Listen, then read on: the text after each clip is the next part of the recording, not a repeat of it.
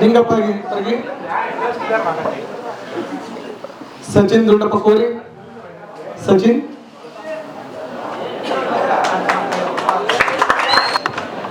ಎಲ್ಲರಿಗೂ ನಮ್ಮ ಆತ್ಮೀಯ ಸ್ನೇಹಿತರಿಗೂ ಹಾಗೂ ನಮ್ಮ ಗುರು ಹಿರಿಯರಿಗೂ ವಂದನೆಗಳು. ನನ್ನ ಹೆಸರು ಸಚಿನ್ ಕೋರಿ ಅಂತ. ನಾನು ಡೈಲಿ ಏನು ಮಾಡ್ತಿದ್ದೆ ಅಂದರೆ ಅಲ್ಲೇ ಇಲ್ಲೇ ದಿನ ಓಡಾತನ ಮಾಡ್ತಿದ್ದೆ. ನಮ್ಮ ಪಪ್ಪರು ದಿನ ನನಗೆ ಬೈತಿದ್ರು, ಒಂದು ದಿವಸ ಏನ್ರಿ ಕೆಲಸ ಮಾಡಲಿ, ಯಾವತ್ತು ನೋಡು ಬರೀ ಓಡಾತನ ಮಾಡ್ತೀಯ ಅಂತ ಹೇಳ್ತಿದ್ರು. ಹೀಗೆ ಮಾಡ್ಕೊಂಡು ಏನಪ್ಪ ನಿಂಗೆ ಹೇಳ್ತೀಯ ಅಂತ ತಿಳ್ಕೊತಿದ್ದಿಲ್ಲ. ಆದರೆ ಒಂದು ದಿವಸ ಕೂತಾಗ ನಮ್ಮ ಅಪ್ಪ ದಿನಾಲು ಕಷ್ಟಪಡೋದು ನೋಡಿ ನನಗೆ ಸಹಿಸೋಕ್ಕಾಗಲಿಲ್ಲ. ನನಗೆ ಆ್ಯಕ್ಚುಲಿ SSLC ಅಷ್ಟೇ ಮುಗಿಸಿದ್ದೆ. ನಾನು PUC ಮಾಡಿದಿಲ್ಲ, 2 ವರ್ಷ ಗ್ಯಾಪ್ ಹೊಡೆದೆ. ನಾ ಏನ್ರೆ ಮಾಡ್ಕೋಬೇಕಲ್ಪ, ನಮ್ಮ ಅಪ್ಪ ತಂದ ಕಣ್ಣ ನೀರು ತರತ್ತ ದಿನೋದ್ರು ದುಡಿದೊಂದು ಸಾಕಾಗಿತ್ತು. ಅದಕ್ಕೆ ನಾನು ಒಂದು ಏನು ಸ್ವಂತ ನನ್ನ ಕಾಲಿನಲ್ಲಿ ಇತ್ತು, ನಮ್ಮ ಅವ್ವ ಅಪ್ಪನ ಮೇಲೆ ತರಬೇಕು ಅನ್ನೋದು ನನಗೆ ಆಸೆ ಆಯಿತು. ಅದಕ್ಕೆ ನಾನು ಹೊಳ್ಳಿ ಏನು ಮಾಡಿದ್ದೆ, PUC ಮುಗಿಸೋದೆ. PUCನಲ್ಲಿ 73 ರಿಸಲ್ಟ್ ಮಾಡ್ಕೊಂಡೆ. ಹಾಗೆ ನಾನು ಮುಂದೆ ಏನು ಮಾಡ್ಕೋಬೇಕಂತ ಹೇಳಿ ಡಿಗ್ರಿ ಮಾಡ್ಕೊಂಡೆ. ಡಿಗ್ರಿ 3rd ಸೆಮ್ ನಾನು. ಇವಾಗ ಒಂದು ದಿವಸ ನಮ್ಮಪ್ಪ ದಿನಾಲು ಕೆಲಸ ಮಾಡೋದ್ನಾಗ ಒಂದು ದಿವಸ ಕೆಲಸ ಮಾಡುವಾಗ ದಿನ ಕಾಲಿಗೆ ಒಂದ್ಸಲ ಮುಳ್ಳು ಚುತ್ತು. ಆ ಮುಳ್ಳು ಚುತ್ತು ನೋಡ್ತೀವಿ, ದಿನ ಹೊಂದ್ಕೊಂಡು ಕುಣ್ಕೊ ಹೋಗಿ ಕೆಲಸ ಮಾಡ್ತೀವಿ. ಅದನ್ನ ತಡ್ಕೊಳಕ್ಕಾಗಲ್ಲ. ನಮ್ಮ ಅಪ್ಪ ನನ್ನ ಸಲುವಾಗಿ ಎಷ್ಟು ಕಷ್ಟಪಡತ್ತಾನ, ಅವ್ರಿಗೂ ಒಂದ್ಸಲ ನಾ ಏನಾರ ಖುಷಿ ತರಬೇಕಲ್ಲ ಅಂತ ಹೇಳಿ ಬೆಳಗ್ಗೆ ನಾನು 3:30 ಗಂಟೆಗೆ ಎದ್ದು ರನ್ನಿಂಗ್ ಮಾಡಿ ಹೊಳ್ಳಿ ಮುಂಜಾನೆ 6:30 ಗಂಟೆಗೆ ಕಾಲೇಜ್ಗೆ ಮುಗಿಸ್ಕೊಂಡು ಹೊಳ್ಳಿ 1:30 ಮನೆಗೆ ಬರ್ತಿದ್ದೆ. 1:30 ಮನೆಗೆ ಬಂದು ಊಟ ಮಾಡ್ಕೊಂಡು ಹೊಳ್ಳಿ 4 ಗಂಟೆ ಹೊಲ್ದಂಗೆ ಕೆಲಸ ಮುಗಿಸ್ಕೊಂಡು 4 ಗಂಟೆಯಿಂದ ಅಂಗಡಿ ಹೋಗ್ತಿದ್ದೆ. ಅಂಗಡಿಗೆ 4 ಗಂಟೆಗೆ ಹೋಗಿ ವಾಪಸ್ ರಿಟರ್ನ್ ಮನೆಗೆ 9:30 ಬರ್ತಿದ್ದೆ. 9:30 ಬಂದು ಊಟ ಮಾಡ್ಕೊಂಡು ಹೊಳ್ಳಿ ರೂಮಿಗೆ 10 ಗಂಟೆಯಿಂದ 12 ಗಂಟೆ ತನಕ 2 ತಾಸು ಸ್ಟಡಿ ಮಾಡಿ ಹೊಳ್ಳಿ ಮತ್ತೆ 3:30 ಗಂಟೆಗೆ ಎತ್ತಿದ್ದೆ. ದಿನ ಹಿಂಗೆ ಓದ್ಕೋತ ಹೊತ್ನಾಗ ಒಂದು ದಿವಸ ಹಾವೇರಿಯಲ್ಲಿ ಅಪ್ಲಿಕೇಶನ್ ಕರ್ದ ಗೊತ್ತಾಯ್ತು. ಇನ್ನೇನಾದ್ರು ಮಾಡಿ ನಾನು ಈ ಸಲ ನಮ್ಮ ಅವ್ವ ಅಪ್ಪನ ಸಂತೋಷ ಕೊಡಬೇಕಲ್ಲ ಅಂತ ಹೇಳಿ ನಾನು ದಿನ ಏನು ಮಾಡ್ತಿದ್ದೆ, 3 ಗಂಟೆಗೆ ಎದ್ದು ರನ್ನಿಂಗ್ ಪ್ರಾಕ್ಟೀಸ್ ಮಾಡಿ ಅಪ್ಲಿಕೇಶನ್ ಹಾಕಿದ್ದೆ. ಅಪ್ಲಿಕೇಶನ್ ಹಾಕೋದ್ನ ದಿನಾನು ಓಡೋದು ಓದೋದು ಎಲ್ಲನೂ ಪ್ರಯತ್ನ ಮಾಡಕತ್ತೆ. ಒಂದು ದಿವಸ ಬಂತು ಲಿಸ್ಟ್ ಬರೋಣ. ಹಾವೇರಿಯಲ್ಲಿ 1ನೇ ತಾರೀಕು 7ನೇ ತಾರೀಕಲ್ಲಿ ಸಿಕ್ಕಾಪಟ್ಟೆ ಮಳೆ ಇತ್ತು, ಆದರೂ ರಜದ ಇತ್ತು, ಆದರೂ ಬಿಡಲಿಲ್ಲ. ನಾ ಏನರ ಪ್ರಯತ್ನ ಮಾಡಬೇಕಲ್ಲ, ಇದನ್ನು ಫೇಲ್ ಆದ್ರೆ ಮುಂದೆ ನನ್ನ ಲೈಫ್ನಲ್ಲಿ ಎಲ್ಲನೂ ಫೇಲ್ ಹಾಕೋತ ಹೋಗಿಲ್ಲ ಅಂತ ತಿಳ್ಕೊಂಡು ಆದ್ರೂ ರಜೆ ಇದ್ರೂ ಹಾಗೆ ಬಿಡಲಿಲ್ಲ.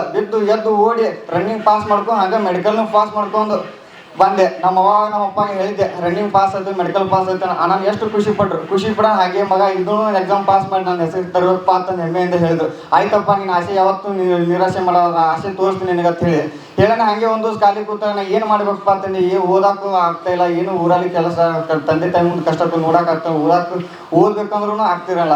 ಒಂದು ದಿವಸ ಹಿಂಗೆ ಮಂಜಿನ ಸೈನಿಕ್ ಸ್ಕೂಲಲ್ಲಿ ಯೂಟ್ಯೂಬ್ನಾಗ ನೋಡೋದ್ನಾಗ ಅವ್ರೊಂದು ಸರ್ಪ್ರೈಸ್ ನೋಡಿದೆ. ವಿಡಿಯೋ ಚಲೋ ಅನಿಸ್ತು. ಅದಕ್ಕೆ ನಾನು ಮಂಜಿನ ಸ್ಕೂಲಿಗೆ ಬರ್ಬೇಕಂತೇಳಿ ಆಸೆ ಪಟ್ಟೆ. ನಾನು ಮಂಜಿನ ಸ್ಕೂಲಿಗೆ ಬಂದೆ. ಬರೋ ಹೊತ್ನಾಗ ನಮ್ಮ ತಂದೆ ತಾಯಿ ಇಷ್ಟು ದಿವಸ ಒಂದು ದಿವಸ ನಾ ಬಿಟ್ಟು ಇದ್ದಿದ್ದಿಲ್ಲ. ಒಂದು ದಿವಸ ನಾವು ಊಟ ಮಾಡಿಲ್ಲ. ಇಲ್ಲಿ ಮಂಜಿನ ಸ್ಕೂಲಿಗೆ ಕರೆಕ್ಟಾಗಿ ಬಂದ ಕೂಡಲೇ ಒಂದು ದಿವಸ ಹಂಗೆ ಉಂಟೆ. ಹಾಗೆ ದಿನ ಕೂಡಲೇ ಇಲ್ಲಿದ್ದೆ ತಂದೆ ತಾಯಿ ನೆನಪುಗಳೇ ಇದ್ರೆ ಹಂಗೆ ಕೂಡದಾಕೈತಿ, ಬೇಡ ಕಷ್ಟಪಡು, 1 ತಿಂಗಳು ಏನಾಗಲ್ಲ ಅಂತ ಹೇಳಿ ಡೈಲಿ ಕ್ಲಾಸಿಗೆ ಅಟೆಂಡ್ ಆಗಿ ರಾತ್ರಿ 3 ಗಂಟೆಗೆ ಕೇಳ್ತಿದ್ದೆ. ನಾ 3 ಗಂಟೆಗೆ ಕೇಳ್ದು 6 ಗಂಟೆ ತನಕ ಓದ್ಕೊಂಡು 6 ಗಂಟೆಯಿಂದ 9 ಗಂಟೆ ಕ್ಲಾಸಿಗೆ ಹೋಗಿ ಮತ್ತೆ 9 ಗಂಟೆಯಿಂದ ನಾಷ್ಟ ಮಾಡಿ 11 ಗಂಟೆಗೆ ಕ್ಲಾಸಿಗೆ ಹೋಗಿದ್ದೆ. ಹಾಗೆ ದಿನ ಮಾಡ್ಕೊಂಡು ರಾತ್ರಿ ಮಲ್ಕೋದ್ನೆ ಮತ್ತೆ 1 ಗಂಟೆಗೆ ಮಲ್ಕೋತಿದ್ದೆ. ಮಲ್ಕೊಂಡು ಹಾಗೆ CET ಎಕ್ಸಾಮ್ ಚೋತಿನ ಬರ್ತಾರೆ. ಆಯ್ತಪ್ಪ, ನಮ್ಮ ಅವ್ವ ಅಪ್ಪಗಳು ಚೋತಿನಾಗ ಆಸೆ ಇದೆ, ನೆಮ್ಮದಿಯಿಂದ ಇರಬೇಕನ್ನೋ ಆಸೆ ಇದೆ. ಹೀಗೆ ಊರಲ್ಲಿ ನಮ್ಮ ಅವ್ವ ಅಪ್ಪನ ಯಾರು ಮಾತಾಡ್ತಿದ್ದಿಲ್ಲ, ಕೀಳಾಗಿ ನೋಡ್ತಿದ್ರು. ಅವ್ರು ನಮ್ಮ ಅವ್ವ ಅಪ್ಪನ ಮೇಲೆ ಸ್ಟೇಜ್ ಮೇಲೆ ತರಬೇಕಂತೇಳಿ ಈ ಪ್ರಾಣ ತೊಟ್ಟು ನಮ್ಮ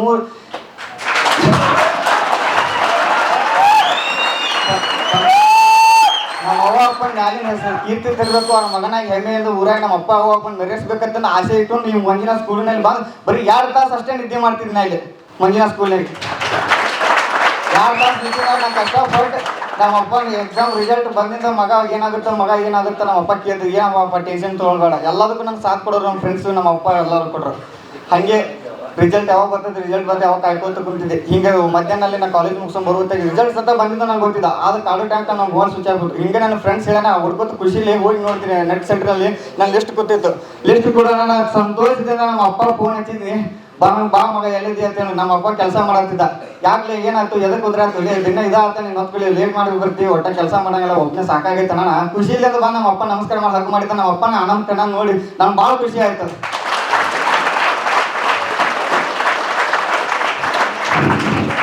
ಹೀಗೆ ಯಾವತ್ತು ನಮ್ಮ ತಂದೆ ತಾಯಿಗಳು ಇನ್ನು ಮುಂದೆ ಯಾವ ಕಾರಣಕ್ಕೂ ಕಣ್ಣ ನೀರು ತರಿಸಲಾರ ನೋಡ್ಕೋತೀನಿ ಅಂತ ಹೇಳಿ ಈ ಮಾತನ್ನು ಇಲ್ಲಿಗೆ ಹೇಳಿ ಮುಗಿಸುತ್ತೇನೆ. ಜೈ Hind.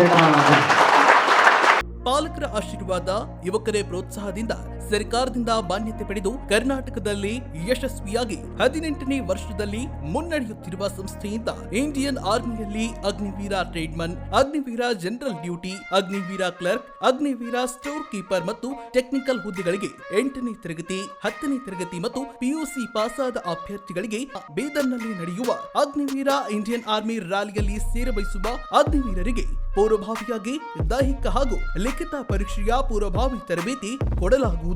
Women military police, state ಹಾಗೂ ಸೆಂಟ್ರಲ್ ಪೊಲೀಸ್ ಕಾನ್ಸ್ಟೇಬಲ್ ಮತ್ತು ಎಸ್ಎಸ್ಸಿ, ಜಿಡಿ ಹಾಗೂ ಮುಂದೆ ನಡೆಯುವ ಅಗ್ನಿವೀರ ಆರ್ಮಿ ರ್ಯಾಲಿಗೆ ಪುರುಷರ ಹಾಗೂ ಮಹಿಳಾ ಅಭ್ಯರ್ಥಿಗಳಿಗೆ ದೈಹಿಕ ಹಾಗೂ ಲಿಖಿತ ಪರೀಕ್ಷೆಯ ತರಬೇತಿ ಕೊಡಲಾಗುವುದು. ಹಾಸ್ಟೆಲ್ ಸೌಲಭ್ಯ ಕೂಡ ಇರುತ್ತೆ. ಸಂಪರ್ಕಿಸಿ ಶ್ರೀ ಮಂಜುನಾಥ ಸೈನಿಕ ತರಬೇತಿ ಕೇಂದ್ರ, ಮೂಡಲಗಿ, ತಾಲೂಕು ಮೂಡಲಗಿ, ಜಿಲ್ಲೆ ಬೆಳಗಾವಿ, ರಾಜ್ಯ ಕರ್ನಾಟಕ. ತರಬೇತಿ ಪಡೆಯಲು ಬರುವಾಗ 3 photo, Aadhaar card xerox, SSLC marks card xerox ಅಥವಾ ಟಿಸಿ ಜೆರಾಕ್ಸ್ ಮತ್ತು ಊಟ ಮಾಡಲು 1 ಪ್ಲೇಟ್ ಹಾಗೂ ಗ್ಲಾಸ್, ಜೊತೆಗೆ ಹಾಸಿಗೆ, ರನ್ನಿಂಗ್ ಶೂಸ್ ಮತ್ತು ತಮಗೆ ಬೇಕಾದ ಇತರೆ ವಸ್ತುಗಳಿನ ತಾವೇ ತರಬೇಕು. ಪ್ರವೇಶ ಪ್ರಾರಂಭವಾಗಿದೆ.